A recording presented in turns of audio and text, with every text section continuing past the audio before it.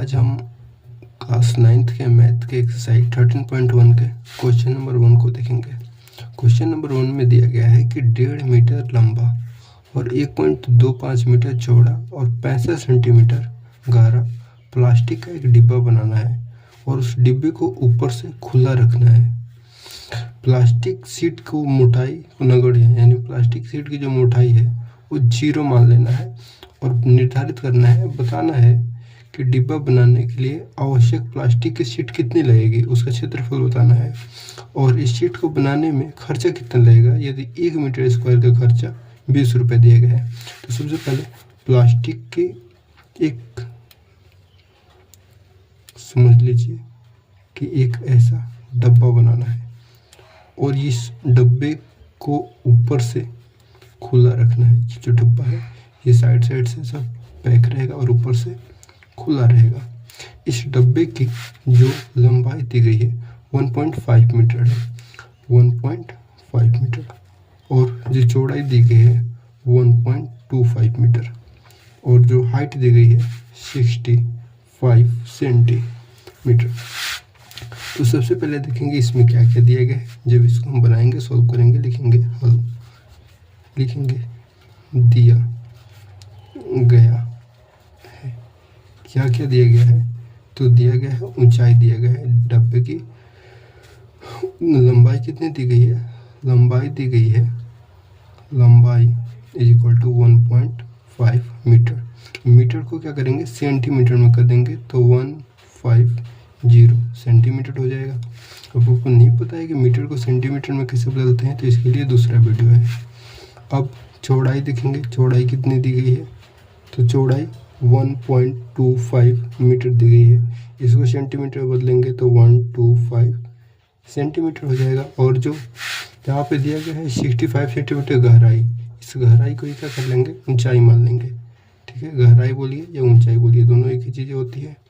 तो ऊंचाई दिया गया है 65 सेंटीमीटर।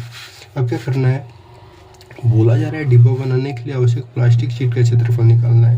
यानी डिब्बा यदि ऊपर से खुला है तो इसीलिए संपूर्ण पृष्ठीय क्षेत्रफल नहीं निकालेंगे, इसके लिए वक्र पृष्ठीय क्षेत्रफल निकालेंगे और फिर नीचे के लिए आयत का क्षेत्रफल निकाल के जोड़ देंगे। तो सबसे पहले लिखेंगे डब्बे का, डब्बा या घना आप लिख सकते हैं, डब्बे का वक्र पृष्ठीय क्षेत्रफल बराबर 2h into L plus B. Formula लिख देंगे। अब 2 के 2 और h हाइट कितनी है 65 सेंटीमीटर। ठीक है, दोनों के बीच में कुछ नहीं है तो मल्टीप्लाई। लंबाई, लंबाई कितनी दी गई है तो लंबाई दी गई है 1.5 यानी 150 सेंटीमीटर और चौड़ाई कितनी दी गई है 125 सेंटीमीटर। अब इसको गुणा करेंगे 130, इस दोनों को जोड़ देंगे तो 275 हो जाएगा। दोनों के बीच में कुछ नहीं है तो मल्टीप्लाई।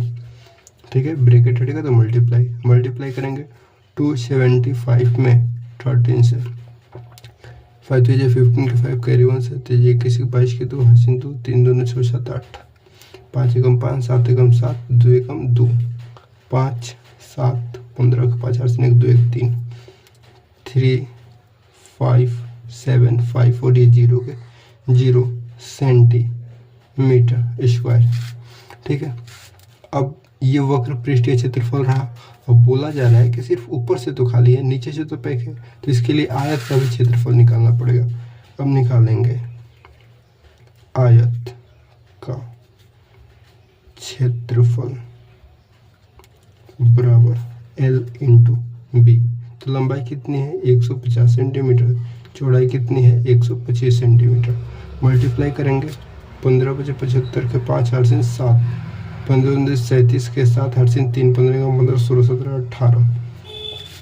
ठीक है, और 0 के 0, इतना सेंटीमीटर स्क्वायर।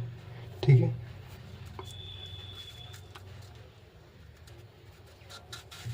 अब क्या करेंगे वक्र पृष्ठीय क्षेत्रफल और आयत का क्षेत्रफल को जोड़ देंगे। ठीक है, 35750 प्लस 18750 कितना हो जाएगा 0 10 0 1 7 7 14 15 के 5 80 8 पंद्रह 1 14 के 4 80 1 3 1 4 1 5 इतना सेंटीमीटर स्क्वायर जो है वो किस में लगेगा, डब्बा को बनाने में लगेगा। लेकिन बुक में इतना आंसर नहीं आया होगा, बुक में जो आंसर है वो मीटर स्क्वायर में आया होगा। तो सेंटीमीटर स्क्वायर को मीटर स्क्वायर में बदलने के लिए 54500 सेंटीमीटर स्क्वायर को मीटर स्क्वायर में बदलने पर इसको मीटर स्क्वायर में बदलेंगे।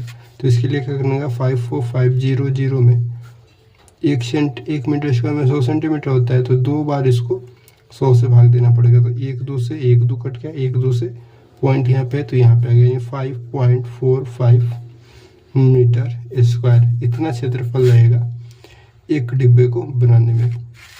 फिर दूसरे क्वेश्चन की बात की जाए तो इस सीट का मूल्य यदि 1 मीटर स्क्वायर है तो सीट का मूल्य यदि 1 मीटर स्क्वायर सीट का मूल्य 20 रुपया है, तो इस पूरे सीट का मूल्य कितना होगा, 5.45 मीटर स्क्वायर सीट का मूल्य कितना होगा। तो उसके लिए क्या करेंगे, 2 नंबर क्वेश्चन लिख लेंगे और 2 नंबर को सॉल्व करेंगे।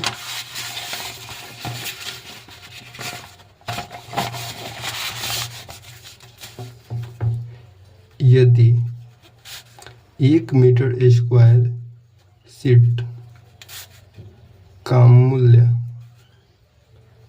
20 रुपया है तो 5.45 मीटर स्क्वायर गुणे 20 गुणा कर देंगे।